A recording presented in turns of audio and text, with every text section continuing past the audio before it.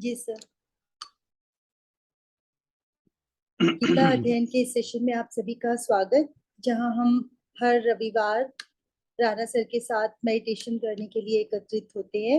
और आज बारी है आज के मेडिटेशन सेशन की। सर को प्रणाम और निवेदन कि आज के सेशन की शुरुआत करें। ओम अस्तो मा सद्गमय तमसो मा ज्योतिर्गमय मृत्योर्मामृतं गमय। ओम शांति शांति शांति। सभी को बहुत बहुत प्रणाम।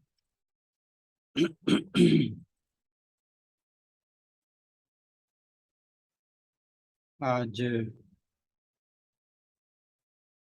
जैसा कि आशु जी ने कहा, आज बारी है मेडिटेशन की। हम इससे पहले अभी जो चर्चा कर रहे थे वो हमारे सांसारिक दुखों की, कि जैसे जब हम संसार के साथ जुड़े रहते हैं बहुत सी चीजें हैं जो हमें परेशान करती रहती हैं। लेकिन आप जरा इस पर विचार करें कि हमारी परेशानी का, हमारे दुख का कारण क्या है। जब हम इसके बारे में गहराई से सोचते हैं तो पाएंगे कि हमारे साथ जो हमारी देहात्म भाव के कारण जो उपाधियां जुड़ी हैं वही हमारी परेशानी का कारण है। Basically in simple words, it's to say like when we identify with our body mind complex, all the trouble starts coming in.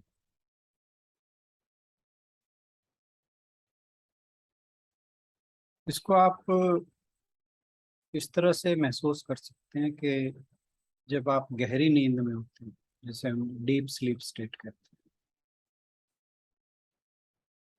आप सोचें कि क्या आप जब गहरी नींद में होते हैं क्या आपको कोई चीज परेशान करके होती है। कोई सिचुएशन मान लीजिए आपके ऊपर कोई विपदा आन पड़ी हो, बहुत परेशान है आप दिन भर, रात को आप सोए और बहुत गहरी नींद में सो गए। क्या वो जो दिन की परेशानी थी आपको रात को परेशान किया उसमें। किसी व्यक्ति से लड़ाई हो गई, क्या वो बात आपको रात को याद रही। या कुछ भी ऐसा जो आपका बुरा एक्सपीरियंस रहा हो दिन का या कैसा हो। डीप स्लीप स्टेट के अंदर, गहरी नींद के अंदर वो गायब हो जाता है, आप उससे बिल्कुल मुक्त हो जाते हो। वो एक ऐसी अवस्था है जब आपको कोई चीज परेशान नहीं।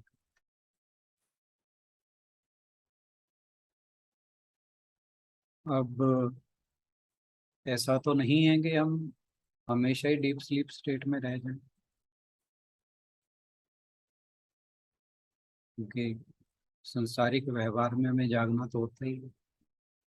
और कई बार सोते हुए भी ऐसा नहीं होता कि हम हर समय ही डीप स्लीप स्टेट में हो। ड्रीम स्टेट में भी होते हैं। ड्रीम स्टेट में कोई बुरा सपना आ रहा हो वो हमें परेशान कर जाता है। तो ये हमारी जो तीन अवस्थाएं हैं, जागृत, स्वप्न, सुषुप्ति।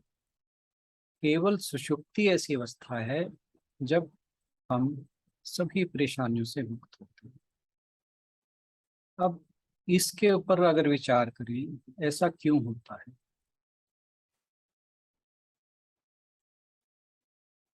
जब हम जागृत अवस्था की बात करते हैं तो हर समय हम अपने मन, बुद्धि, शरीर इनके साथ जुड़े रहते हैं। स्वप्नावस्था में भी हम अपने व्यक्तित्व के साथ जुड़ाव, किसी न किसी रूप में जुड़ाव रहता है। एक सुषुप्ति अवस्था ऐसी है जब हमारी किसी तरह की कोई आइडेंटिफिकेशन नहीं होती,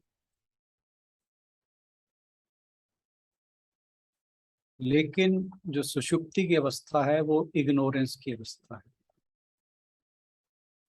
और उसमें भी हमारे जितने भी कोई दुख हैं, वरीज हैं, परेशानियां हैं, वो इसलिए नहीं रहती कि उस समय हम कुछ नहीं होते। हमारा कुछ होना ये हमें परेशान करता है। कुछ होते हुए हम क्या है, जैसे मैं अपनी बात करूं, पहले ही तो मेरी आइडेंटिफिकेशन मेरे नाम के साथ है, जो इस शरीर को नाम मिला हुआ, ये तो एक उपाधि होगी मेरी। फिर मैं किसी का पति हूँ, दूसरी होगी, किसी का पिता हूँ, किसी का पुत्र हूँ, किसी का मित्र हूँ। तो हमारे साथ, एक व्यक्ति के साथ ना जाने कितनी हमारी उपाधियां जुड़ी हुई, और इन उपाधियों से ही हमें कहीं ना कहीं किसी ना किसी बात को लेकर परेशानी होती है। कभी मैं पति के रूप में परेशान हूँ, कभी मैं पत्नी के रूप में परेशान हूँ, कभी मैं पिता के रूप में परेशान हूँ, कभी मैं माता के रूप में परेशान हूँ। दिन भर कोई ना कोई उपाधि हमें किसी ना किसी तरह से परेशान कर रही है। और इसमें एक एग्जांपल हम लेते हैं कि एक महात्मा थे, देखने में ज्यादा सुंदर नहीं थे। तो एक व्यक्ति आता है, वो उनके शरीर को लेकर कुछ कमेंट्स करता है, उल्टा सीधा। और वो महात्मा जी के साथ उनका चेला भी था। चेला अपने गुरुजी से कहता है, गुरुजी जरा मैं इसका दिमाग ठीक करूं। तो गुरुजी कहते हैं, हाँ बिल्कुल, क्यों नहीं। अगर जो उसने कहा है, उस बात को, उस बात ने तुम्हें परेशान किया तो जरूर करो।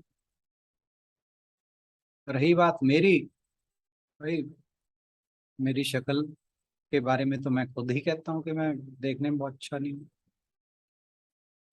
तो मुझे तो उसकी बात से कोई परेशानी नहीं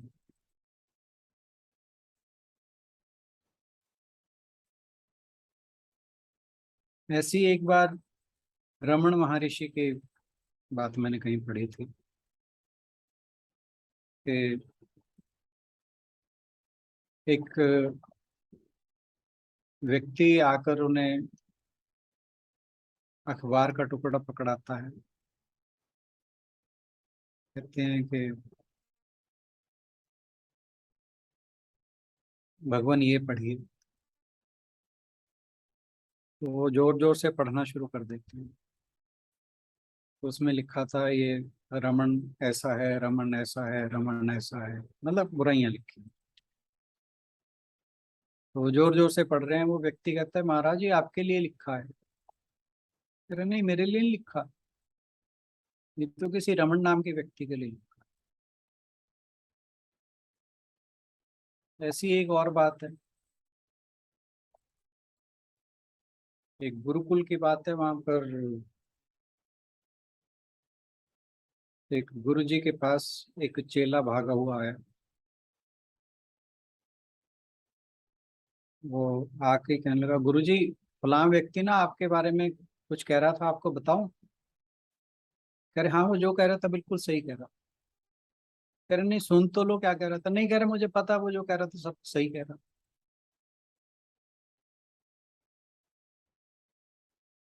तो इन बातों से हमें क्या समझना है कि जब हम इस देहात्म भाव के साथ जुड़ते हैं, इस देह के साथ जुड़ी हुई जो उपाधियां हैं वही हमें परेशान करती है, वही हमारे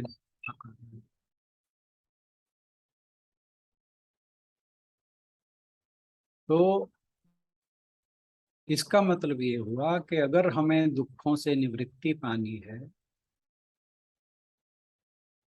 तो हमें क्या करना होगा? अपना देहात्म भाव खत्म करना होगा। देहात्म भाव 3 अवस्थाओं में खत्म होता है। पहला, डेथ। जब व्यक्ति की मौत हो जाती है तो नेचुरली बॉडी तो खत्म हो ही जाती है, तो देहात्म भाव कहाँ रहा उसमें। दूसरा, जैसे हमने अभी बात की, डीप स्लीप स्टेट, सुषुप्ति अवस्था। और तीसरा, मेडिटेशन। अब जो मेडिटेशन की प्रक्रिया हम रोज करते हैं या हर वीक पे करते हैं, कि मैं हर बार कहा करता हूँ कि मेडिटेशन करने की चीज नहीं है, ये होने की चीज है। कि ऐसा हो कि हम मेडिटेटिव स्टेट में हो जाएं। तो करने का मतलब ये है कि हम एक अभ्यास करते हैं कि हम उस तरह से कैसे हो सकते हैं या वैसा होने पर कैसा होगा, इस चीज का प्रयास है। दूसरा ये होता है कि हम जिस चीज के बारे में बार बार बात करते हैं, बार बार सोचते हैं, कहीं ना कहीं वो हमारे अंदर घर कर जाते हैं।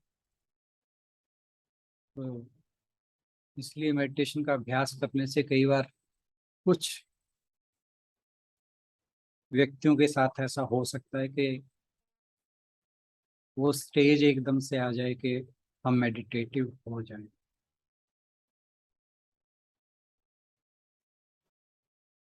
तो मेडिटेशन का मतलब हुआ कि अपने आप को उस अवस्था में लाना जहां हमारा शरीर के साथ तादात्म्य ना रहे,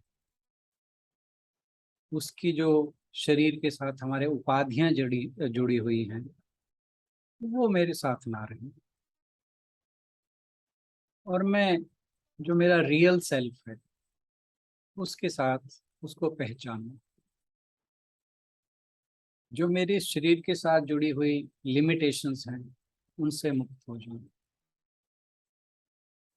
तो इस लिमिटेशन से जब मैं मुक्त हो जाता हूँ तो उसी अवस्था को मेडिटेशन कहा जाता है।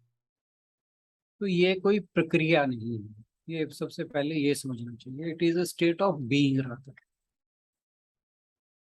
ये हमारी नेचुरल स्टेट ऑफ बीइंग है, वास्तविक अवस्था है। तो इसके लिए हमें कुछ स्ट्रगल करके नहीं इस यहाँ पहुंचना, ये हमेशा याद रखें।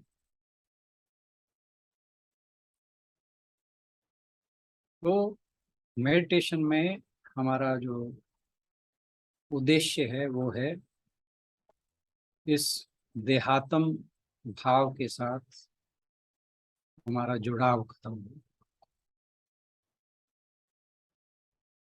और इसके लिए जैसे हम पहले तो अपनी जो वृत्तियां हैं बाहर से अंदर की ओर लाने के लिए पहले हम शरीर के साथ, फिर हम शरीर पर काम करते हैं और प्राणवायु के साथ जो मन है उसको शरीर से अलग करते हैं, फिर मन को चेतना के अंदर उसका विलय करते हैं। क्योंकि जो हमारे मन में विचार उठते हैं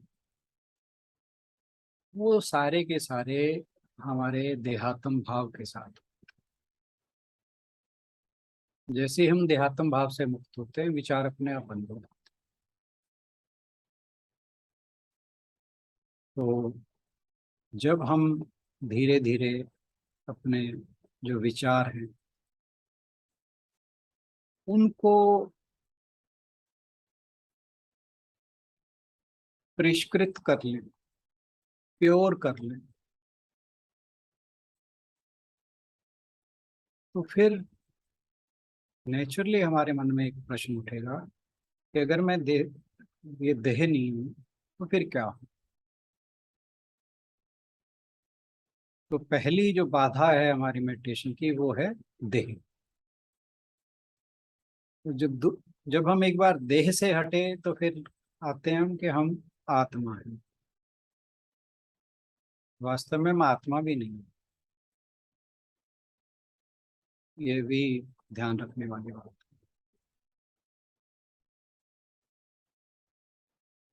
यहाँ पर आपको क्या, आप कहेंगे कि ये तो बड़ी अजीब बात है कि हम देह भी नहीं आत्मा भी नहीं, फिर क्या है? यहाँ पर मैं वो स्वामी विवेकानंद ने जो मेरी हेल से कहा था वो बात है कि देर इज नथिंग एक्सेप्ट ब्रह्म। यानी हम वास्तव में ब्रह्म के अलावा कुछ है ही नहीं, और वो ब्रह्म वो हर जगह मौजूद है। वो सिर्फ मैं ही नहीं, वो आप हैं, हमारे आसपास की हर चीज। ये हमारी समाधि की अवस्था है। चलिए प्रैक्टिस शुरू करते हैं आज की। अपने अपने मेडिटेशन पोस्चर में आ जाएं। आज की मेडिटेशन में हम किसी और प्रयास करेंगे कि देहात्म भाव से